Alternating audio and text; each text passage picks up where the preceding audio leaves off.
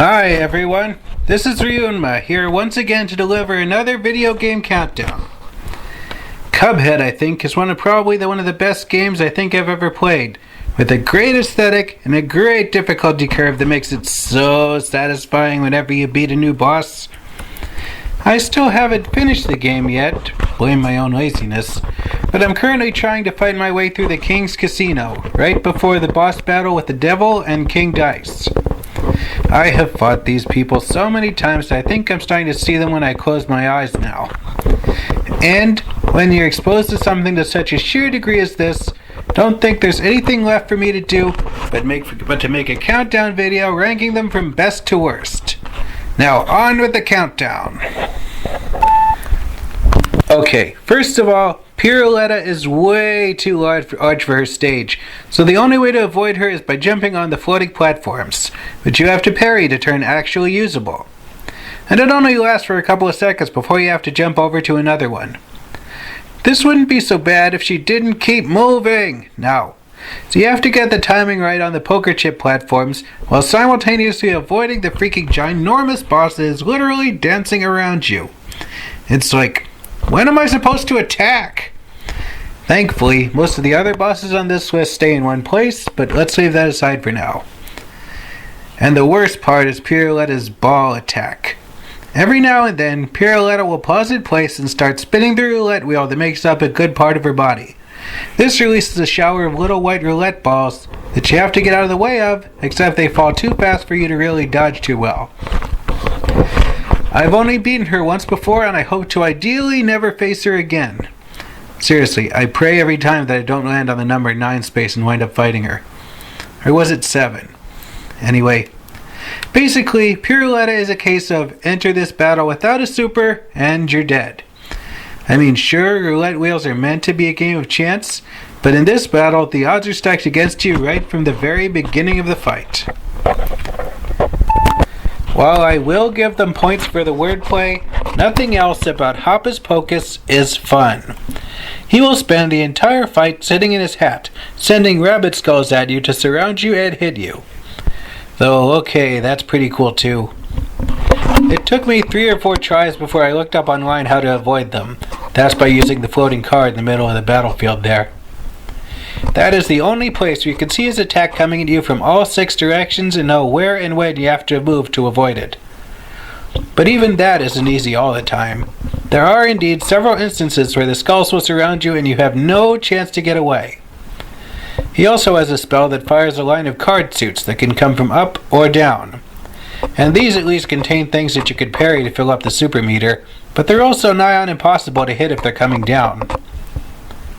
There just isn't enough time to move between them to dodge and parry. No room either. But still, despite these things, he is at least slightly better, /easier, /more fun to fight against than Piruletta was, which is why he takes the number 8 spot on my list. Plus, the gameplay variety saves him. And the wordplay. Mangosteen is a living 8-ball that coincidentally also sits on the 8th spot on King Dice's craps board, which is actually a little bit on the nose, come to think of it. Definitely one of the weirdest boss designs. Thankfully, unlike Piruletta, this 8-ball oddball remains in one spot, occasionally firing blobs of what looks like TV static at you. He's actually a pretty easy boss to beat.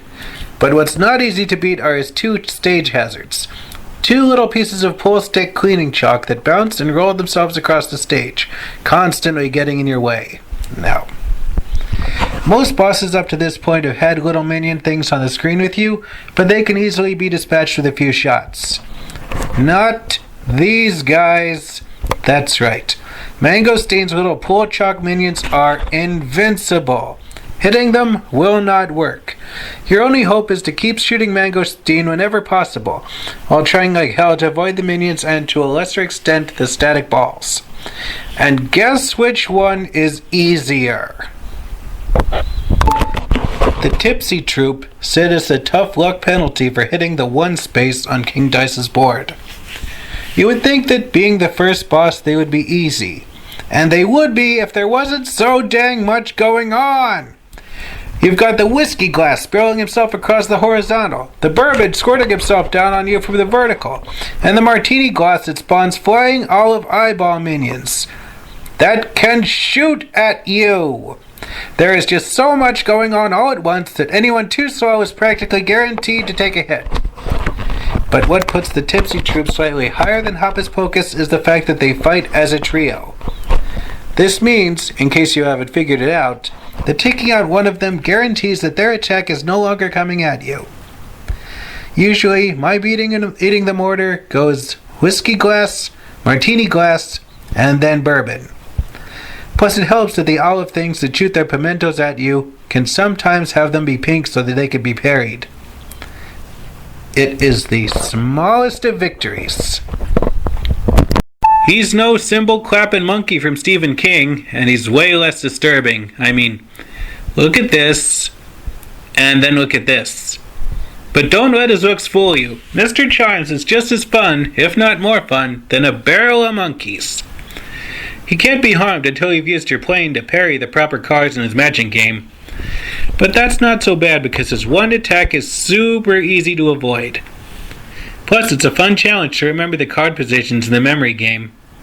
The only downside is that every time you match the cards wrong, his limp body starts to go faster and faster around the battlefield. His attack is easy to avoid, but he himself isn't. Keep focused, remember to use the mini-plane if you have to, and you will end the fight by making Mr. Chime slam his cymbals into his own face. Now, if only there were some way to make the creepy cymbal clapping monkey do that. Gentlemen, start your engines! And yes, I know that's the Indy 500, but I needed to have a cool intro for this. Fear Lap's boss battle takes place on an old-timey tin horse racing track where, occasionally, the shrouded ghost riders that ride the little horses below will rise up and try to attack you. And don't be fooled, they are fast! But thankfully, that doesn't make them as hard to dodge as, say, Piruletta's roulette balls or Hocus Pocus's magic. And sure, he'll try to spit out these gift present things that spread shot the screen with horseshoes, but that's pretty easy to avoid too. Just remember that you can use the mini-plane if you need to. Don't get distracted, and you've got wheels right out of the starting gate. Plus, just look at that design. This boss is awesome. Or maybe creepy? Creepy awesome. This next boss is probably the one I fought the most often on this list, so I'm pretty much guaranteed to beat him every time. I mean, he's kind of a cakewalk at this point, but only because I know how to defeat him. Mr. Wheezy's main attack is to spit out little fireballs that slowly arc towards you. They are a little hard to avoid, but only if you aren't focused on them. Personally, when I see them coming, I stop instantly and start jumping and dodging to avoid them. Fast. Hey, like I said, it's his basic attack. Other than that, the only thing Mr. Wheezy really does is dissolve into ashes on one tray, and then use that to teleport himself over to the other one. But this process is so slow you can see it coming a mile away. And sure, there are those flying cigarette devils that fly up across the screen between you and him, but I think you only take damage if you touch them directly in the middle. I mean, I don't think I've ever had any trouble dashing past their retreating tails as they rise, so I guess your results may vary. Yeehaw, is this boss fun! In the same vein as Mr. Wheezy, Chips Bedigan has only one real attack, where he sections himself off like rings on a ring toss and sends a split-up sections at you as he transports from one side of the field to the other. But, unlike Mr. Wheezy, Chips' attack isn't the same every time, so you need to stay on your toes and keep an eye on what exactly he's doing. Candy players can not only dodge by dashing if they're fast enough, but also by ducking. You guys remember ducking? I think you learned about it back in the Goopy Legrand fight. Yeah, bet you didn't think you'd ever use that again, did ya? This boss has a big personality, which is part of why I like him so much. Pip and Dot. Where to begin with these two? Remember how I mentioned the boss having personality? Well, Pip and Dot are just full of it. They're a man-woman top-and-bottom combo couple thingy where Pip's bow tie serves to act as Dot's hair bow. That's a nice touch and an intriguing piece of design. How do they work? I don't know. How do any of these characters work? Their defeat quote might make it sound like they're a match made in heaven, but when you finally beat them, Dot will swing her legs up into Pip's face and punish him for losing to you. The battle itself has just about everything. Stage hazards in the spiked walls and conveyor belt. Flying projectiles you can either dodge or parry. Domino bird mooks you can shoot at. It's a crazy party, but not in a way like with the Tipsy Troop where it can get overwhelming. And all of this stuff is a fun challenge to avoid through well-timed jumping and dashing. So, for personality, design, fun factor, and challenge, I am placing Pip and Dot as my number 1 on my top 9 Cuphead King's Court mini-bosses, and the only one that I'm actually happy to wind up facing. And did I mention that I almost never take any damage on this fight either? Because I don't. This has been Ryunma, and feel free to click below or comment if you want to subscribe for more videos.